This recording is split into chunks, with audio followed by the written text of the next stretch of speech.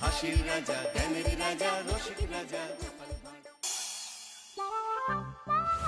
মানে আমি তোমায় সকাল সকাল কোন অলক্ষণে কথা বললাম রানী? আমি তো কিছুই বুঝতে পারছি না। বললেন না, অলক্ষণে কথা বললেন না। ভুলে যাবেন না, আমি আপনার রানী, এই কৃষ্ণনগরের রানী। আমি তো তোমায় একটু কোনো কথা নয়, নিজের কাজ নিজে করুন, বুঝলেন? অন্দরমহলে আমার অনেক কাজ আছে। নিজের কাজ নিজে করব? আমি তোমার স্বামী, আমি তোমার কাছে এইটুকু আবদার করতে পারি না? হ্যাঁ,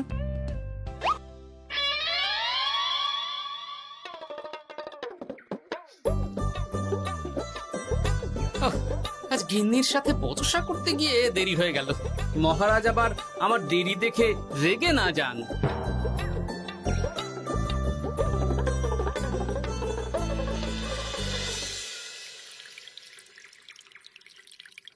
হ্যাঁ, তুমি কথাটা খুব একটা মন্দ বলনি মন্ত্রী।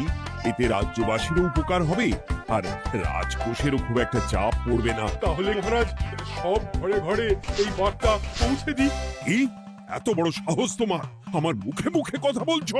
যাও, বেরিয়ে যাও বলছি আমার চোখের সামনে থেকে। তোমায় আর দেখতে চাই না। আমি আবার কি বললাম মহারাজ? কি বললে মানে? কি বলতে বাকি রাখলে শুনি? বলছিলাম কি, অপরাধ নেবেন না মহারাজ, সেনাপতি তো। চুপ, একদম চুপ। আমি মরছি নিজের জ্বালায় আর তুমি ওই ভুল ভাল বলে আমার মাথা বিগড়ে দিতে চাইছো? মহারাজ রেগে আগুন, এই ছিলেন ঠান্ডা, এই তো মুখে হাসি ছিল, এখন হাতে ডান্ডা। কি বললে কবি? তুমি আমায় অপমান করলে? যাও, এক্ষুনি তোমরা সবাই দূর হয়ে যাও আমার সামনে থেকে। কাউকে চাই না আমি। এই মুহূর্তে রাজসভা আমি শূন্য দেখতে চাই, না হলে আজ সব কটার গর্দান নেব আমি। যাও বলছি।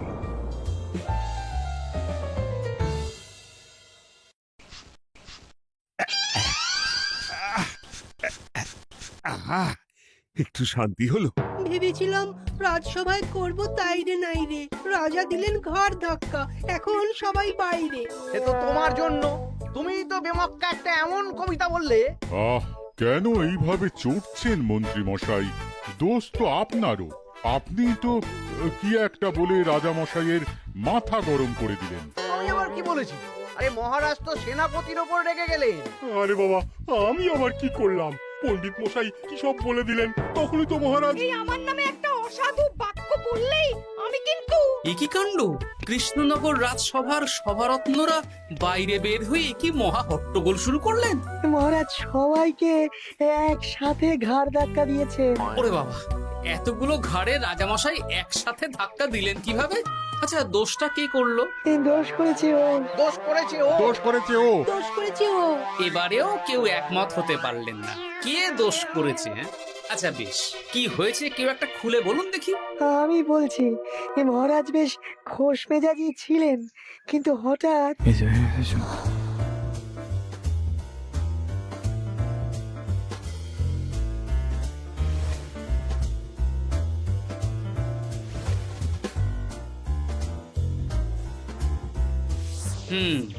এই কাণ্ড! এ তো ভারী অদ্ভুত রোগ মনে হচ্ছে। মহারাজের আচমকা মাথায় রক্ত চড়ে গেল নাকি? হ্যাঁ, মহারাজ আপনাদের রাজসভায় ডেকেছেন। ওরে বাবা না, যাবো না গো আমি, আমার কাছে আমার প্রাণ সবচেয়ে দামি। আমিও যাব না, নির্ঘাত মহারাজ গর্দান নিতেই ডাকছেন। আমিও যাব না গোপাল, আমারও প্রাণের বড় মায়া। আচ্ছা, এটা কি কোনো কথা হলো? হ্যাঁ, প্রাণের মায়া কার নেই বলুন তো? আর মহারাজ যে গর্দান নিতেই ডাকছেন তার কি কোনো মানে আছে? অন্য কারণও তো হতে পারে। তুমি কি করে বুঝলে? হ্যাঁ, বুঝতে পারিনি, তবে আন্দাজ করেছি। তোমাদের কথাতেই শুনলাম মহারাজ খোশ মেজাজেই ছিলেন, সহসা রেগে গেছেন। আবার যে সহসা খোশ মেজাজেই ফেরেননি, তাই কি বলা যায়? এটা তুমি বলনি তো মন্দ। চলো সবে ফিরিয়ে আনি রাজসভার ছন্দ। আরে গোপাল, এসো এসো এসো। তা এত দেরি করলে কেন? বাকিরা কোথায়? তারা আসছেন মহারাজ। আপনি তাদের ডেকেছেন, তাদের ঘাড়ে কটা মাথা যে তারা আসবেন না। কিন্তু মহারাজ, আমি অন্য কথা ভাবছি। কি কথা গোপাল? আপনি নাকি সভায় আজ হঠাৎ সবার উপরে রেগে গিয়ে তাদের সভা থেকে বের করে দিয়েছেন মহারাজ? এ কি সত্যি মহারাজ? আরে না না গোপাল, মোটেও না। বলতে পারো আমি সবার সাথে একযোগে একটা রসিকতা করছিলাম। আমি দেখছিলাম সবাই আমার রসিকতা কেমন বুঝতে পারে। তাই নাকি? আসলে তুমি ছিলে না বলেই এরা কেউ আমার রসিকতা ধরতে পারেনি। এ কি সত্যি মহারাজ? আপনি সত্যি আমাদের উপর কোনো রাগ করেননি? হুম, এ কি, এই সব কিছুই আপনার রসিকতা ছিল? ও মা, তাই নাকি মহারাজ? এই যে আপনি শুনিয়ে দিলেন কথা কড়া কড়া, সবকিছুই ছিল আসলে নিছক মজা করা। আহ, আবার যত সব বাজে বকছো তোমরা। এত কথা কেন? তোমরা কেউ আসলে মহারাজ কৃষ্ণচন্দ্রের রাজসভার যোগ্য নও। যাও যাও, দূর হয়ে যাও। কিন্তু মহারাজ, এই যে আপনি বললেন। আহ, তুমি সবার আগে যাও তো। তুমি হলে সব নষ্টের গোড়া। যাও বলছি, আমার আর ভালো লাগছে না। যাও। জব বাবা।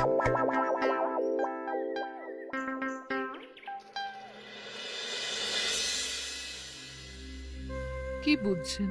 না না না, আমি তো সবই ঠিক দেখছি রানীমা। হ্যাঁ, এটা ঠিক যে নারীর গতি কিঞ্চিত চঞ্চল বটে, তবে তা তো হতেই পারে। বাকি সবটাই ঠিকই আছে। তাহলে এমন হচ্ছে কেন? মহারাজ এইভাবে যখন তখন রেগে যাচ্ছেন কেন? আজ শুনলাম আপনাদের সভা থেকে দুবার বের করে দিয়েছেন, আবার ফিরিয়ে এনেছেন। হুম হুম হুম। আমি ওষুধ পাঠিয়ে দিচ্ছি, আর মহারাজের কিঞ্চিত বিশ্রামের দরকার। হ্যাঁ, তোমার মাথা আর আমার মুন্ডু। বলি, আমি বিশ্রাম নিলে রাজকার্যকে চালাবে শুনি তুমি, নাকি ওই অকর্মার ঢেকি মন্ত্রী? না মানে ওই আমি। যাও, আর আমার কথা বলতে ভালো লাগছে না। আমাকে একটু একা থাকতে দাও।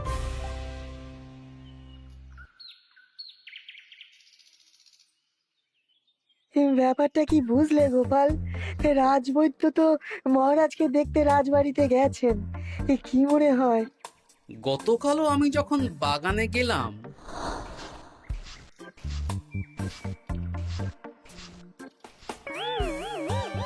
গোপাল, তোমার কি মনে হয় মহারাজকে কোন রোগে ধরেছে? এই রেগে যাচ্ছেন, আবার এই মাথা ঠান্ডা হয়ে গিয়ে ডেকে পাঠাচ্ছেন। আমি বলি কি গোপাল, তখন সবার সামনে বলিনি বটে, তবে এখন তোমার সামনে স্বীকার করতে বাধা নেই। কি কথা বিজ্ঞানী? মহারাজের এই রাগের কারণ হয়তো আমি। আমার মনে হয় আমার দোষেই উনি এরকম বারবার রেগে যাচ্ছেন। কেন? আসলে মহারাজ আমাকে একটা মাথা যন্ত্রণা সারার ওষুধ আবিষ্কারের দায়িত্ব দিয়েছিলেন, তো আমি অনেক চেষ্টা করেও সেই ওষুধটা আবিষ্কার করতে পারিনি। যেটা আবিষ্কার করেছি তাতে সেরকম কাজ হচ্ছে না। আমার মনে হয় ওনার মাথা ব্যথা থেকে এরকম হচ্ছে। সে যাই হোক, তুমি কিছু একটা করো গোপাল। মহারাজের অসুখ কিভাবে সারানো যাবে সেটা নিয়ে কিছু একটা ভাবো। ভাবতে তো হবেই। আজ সন্ধেবেলায় তুমি তোমার বাড়িতে বাকি সভাসদদের ডেকে আনো, আমি সমাধান সঙ্গে নিয়ে সময় মতো চলে আসবো। আচ্ছা বেশ, তাই হবে। আমি এখনই বাকিদের খবর দিয়ে দিচ্ছি। আর বিজ্ঞানী, একটু এদিকে এসো তো, একটা কথা আছে।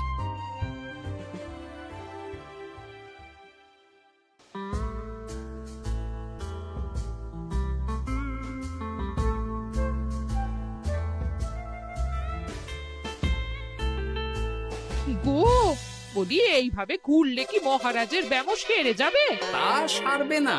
তার চেয়ে এক কাজ করি, কিছুটা আলু আর ছোলা সেদ্ধ করেছি, তার সাথে নুন, লঙ্কার গুঁড়ো আর লেবু দিয়ে মেখে আলু কাবলি বানিয়ে দিই, কি বলো?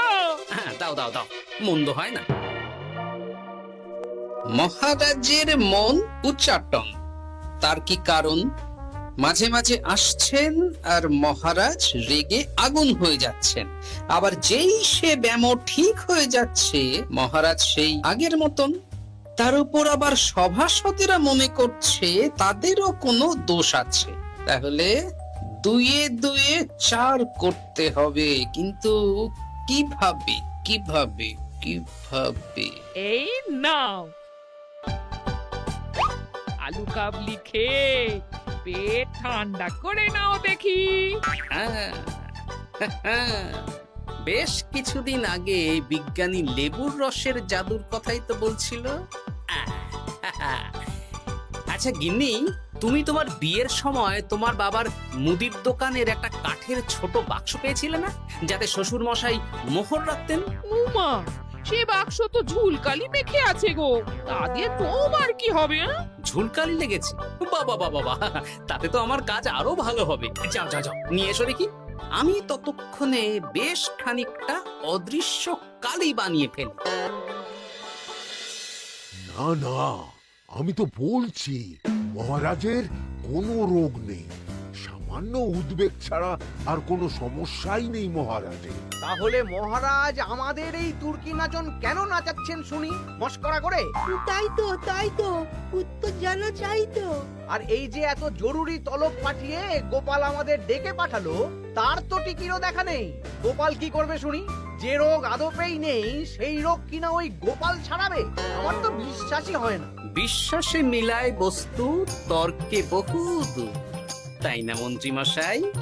পেলে গোপাল, মহারাজের রোগ সারাবার কোনো উপায় পেলে? আচ্ছা গোপাল, রাজবৈদ্য বলেছেন মহারাজের কোনোই অসুখ নেই, তা তুমি কি সারাবে শুনি? হ্যাঁ, রোগ হয়তো রাজবৈদ্য মশাই ধরতে পারেননি, কিন্তু কিছু তো আছেই যার জন্য মহারাজ এমন আচরণ করছেন, তাই না? তা তুমি বলো না মহারাজ এমন কেন করছেন, আর কি তার সমাধান? এক এক করে বলি। আমি ভেবে দেখলাম এর জন্য আমরাই দায়ী। বলো কি? আমরা সবাই কোনো না কোনো সময়ই মহারাজের রাগের কারণ হয়েছি, তাকে আঘাত দিয়েছি, বিষণ্ণ করেছি। ইচ্ছে করে করিনি হয়তো, কিন্তু করেছি। আর মহারাজ সেই সব কথা বুকে চাপা দিয়ে রেখেছেন। তুমি বলতে চাইছো অতীতে সেই সব ভুলের কারণেই মহারাজ এমন করছেন? আমার তো তাই মনে হয় সেনাপতি। আচ্ছা আচ্ছা, তর্কের খাতিরে যদি তাই ধরে নি, তাহলে এখন আমাদের কি করণীয়? আমরা তো কাল যন্ত্রে চেপে অতীতে ফিরে যেতে পারবো না যে সেই সব ভুলগুলো শুধরে দেব। তা হয়তো হবে না, কিন্তু কিংকর্তব্য বিমূঢ় বাবার আদেশ যদি মানি, তাহলে এই সমস্যার সমাধান সম্ভব মন্ত্রী মশাই। কি বললে? ত্রিকালজ্ঞ বাবা কিংকর্তব্য বিমূঢ়, সে আবার কি গোপাল? আছেন একজন জ্ঞানী ব্যক্তি, আমার খুব পরিচিত। তার দেওয়া একটা উপদেশ আমার জানা আছে। আমার বিশ্বাস তাতে মহারাজের এই সমস্যার সমাধান হয়ে যাবে। কি করে শুনি? এই কালি হলো অদৃশ্য কালি। কলম দিয়ে অদৃশ্য কালিতে কাগজের উপর লিখতে হবে। কি লিখতে হবে? লিখতে হবে যে মহারাজের সাথে অতি সাম্প্রতিক কালে আমরা যা যা অন্যায় করেছি তাই লিখতে হবে। কোনো মিথ্যে কথা লেখা যাবে না। তবে চিন্তা নেই, অদৃশ্য কালি, ফলে কেউ কারো লেখা পড়তে পারবে না। এইবার এই কাগজ ভাঁজ করে ফেলে দিতে হবে এই বাক্সে। বাক্সে তালা, তার চাবি থাকবে মন্ত্রী মশাইয়ের কাছে। আবার আমার কাছে কেন? পরে যাতে কোনো সন্দেহ না করেন, যা সন্দেহবাতিক মন আপনার। বললে এইবার এই বাক্স সারা রাত নদীর ধারে বটতলায় পড়ে থাকবে, চাঁদের আলো পান করবে। তারপর সকালে আমরা সবার সামনে এই বাক্স ফেলে দেব নদীর জলে। সবার অন্যায় সারা রাত চাঁদের আলো পান করে শুদ্ধ হয়ে ভেসে যাবে নদীর জলে। ব্যাস ব্যাস, আমরা সবাই পাপ মুক্ত হয়ে যাব। একদম সবাই শুদ্ধ হয়ে যাব, আর মহারাজের ব্যায়ামও সেরে যাবে। কিন্তু তুমি কোনো চালাকি করছো না তো গোপাল? অদৃশ্য কালিতে লেখার সাথে আমি আর কোন চালাকি করব মন্ত্রী মশাই? দেখুন, আমি একটা কাগজে লিখছি। কি কিছু বোঝা যাচ্ছে? সত্যি তো কিছু বোঝা যাচ্ছে না যে আদৌ কিছু লেখা হয়েছে কি হয়নি। তাহলে লেখা শুরু করা যাক। এক এক করে লিখুন আর কাগজ ভাঁজ করে বাক্সে ভরে দিন। আর হ্যাঁ, একদম মিথ্যে কথা লিখবেন না, তাহলে কিন্তু লেখাগুলো অদৃশ্য থাকবে না, ফুটে উঠবে। আচ্ছা গোপাল, বুঝেছি। কলম কালি মন, লেখে 3 জন। মিথ্যে কথা লিখে দিলেই ঘটবে অঘটন। আমি বাক্সটা নদীর পাড়ে সঠিক জায়গায় রেখে আসবো। তারপর কাল সকালে সবাই মিলে এই বাক্স ফেলে দেব নদীর জলে। ঠিক আছে?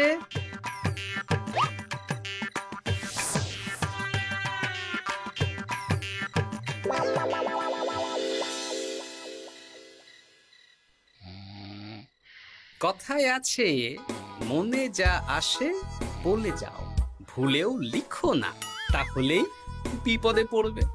এদিকে কেমন সবাই নিজের নিজের দোষ লিখে বাক্সে ফেলে দিয়েছে। ভাগ্যিস আমি সবার লেখা কাগজগুলো রাতের অন্ধকারে বের করে আনলাম।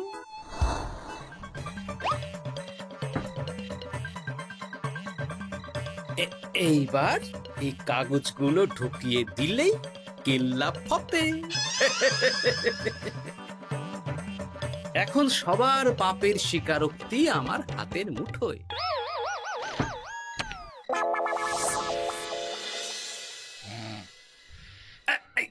আরে, ও মা গো, ও বাবা গো, অগিনি বলি, নাক ডেকে তো ঘুমোচ্ছ, আর পিঠটা একটু চুলকিয়ে দাও দেখি। ধুত্তারি, এই জন্যই তো মাথাটা যায় গরম হয়ে। আরে, এই সহজ ব্যাপারটাই তো আমি বুঝতে পারিনি। মহারাজের অসুখটা হলে এই। যাক, এই রাতের বেলাতেই একসাথে একটা ঢিল পেয়ে গেছি। এক ঢিলে মারবো 2 পাখি। রাজার অসুখও সারবে, আবার সব কটা পাজি শায়েস্তাও হবে।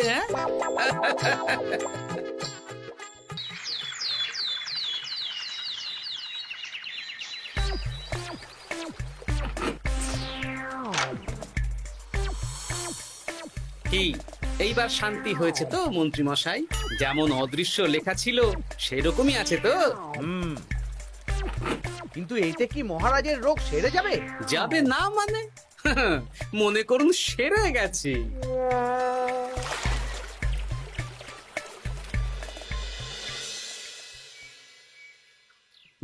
তাহলে আজকে সভার কাজ শুরু করা যাক।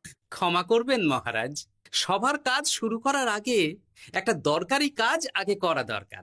না হলে আবার কখন আপনি আমাদের কারো উপর রেগে যাবেন আর আমাদের সভা থেকে তাড়িয়ে দেবেন, তার তো ঠিক নেই, তাই না? আহ গোপাল, আর বিরক্ত করো না। আমার এত সাহস নেই মহারাজ যে আমি আপনাকে বিরক্ত করব। আমি তো জানি নিজের পিঠ যখন নিজে চুলকোনো যায় না, আর কেউ থাকে না সেই পিঠ চুলকিয়ে দেবার মতো, তখন কিরকম বিরক্তি জেগে ওঠে, তাই না মহারাজ? এ কি গোপাল, তুমি এত কিছু কি করে জানো? জানাই তো আমার কাজ মহারাজ। আর এও জানি যে আপনার এই বিরক্তির পেছনে সভাসদগণের ভূমিকা ঠিক কি। তার মধ্যে তুমিও আছো গোপাল, তাই না? আছি, পুরো মাত্রায় আছি মহারাজ। তবে হ্যাঁ, আমি কিন্তু তাই বলে রাজকোষের হিসেবে গোলমাল করে মহারাজের কোপের কারণ হইনি মন্ত্রী মশাই। এটা কি গোপাল আন্দাজে বলছে? না হলে কাল অদৃশ্য কালিতে আমি কি লিখেছি সেটা জানলো কি করে? আমি যা লিখেছি সেটাও কি গোপাল পড়ে ফেলেছে নাকি? যাকে পড়লেই বাকি, সব লেখা তো ওই নদীর জলে ভেসে গেছে। আমি যে লিখেছি তার প্রমাণ কি? তবে আর চিন্তা নেই মহারাজ, সমস্যার সমাধান হয়ে গেছে। এখন থেকে আপনি যতক্ষণ রাজসভায় থাকবেন, প্রথমে মন্ত্রী মশাই, তারপর পণ্ডিত মশাই, আর তারপর রাজবৈদ্য পালা করে আপনার পিঠ চুলকে দেবে। কেন আমি কেন চুলকে দেব? না দিলে যে আপনার কপালে অনেক বড় শাস্তি ঝুলছে মন্ত্রী মশাই। রাজকোষে যে জালিয়াতি আপনি করেছেন তার স্বীকারোক্তি আমি হাজির করব যে মহারাজের সামনে।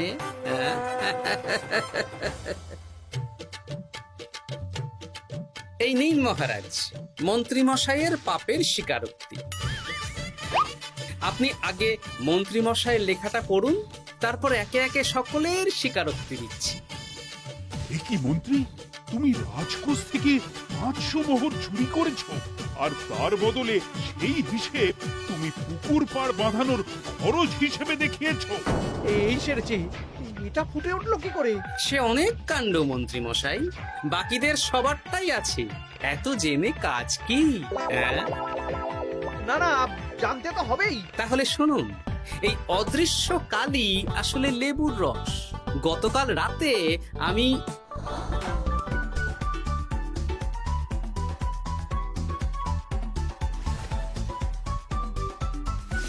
এবার লেবুর রসে অদৃশ্য লেখা কেন বা কিভাবে ফুটে উঠলো সেটা বিজ্ঞানী বোঝাবে।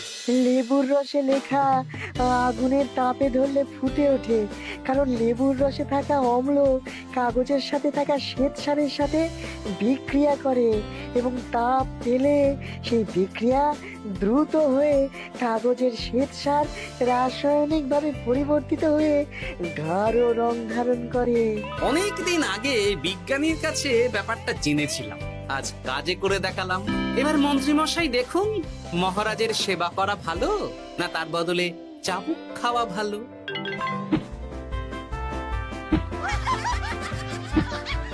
ওরে বাবা, না না, উফ! আগে যেমন বুনো ওল তেমনই তো বাঘা তেঁতুল হবে মন্ত্রী মশাই। যা, রাজা মশাইয়ের মেজাজ আবার বিগড়ে যাওয়ার আগেই কাজ শুরু করে দিন ও বাকিদেরকে সেবা করার সুযোগ করে দিন। আজ থেকে ভুল হলে শুধরে নেব ভুলকে। মন্ত্রীমশাই মহারাজের পিঠ দেবে চুলকে।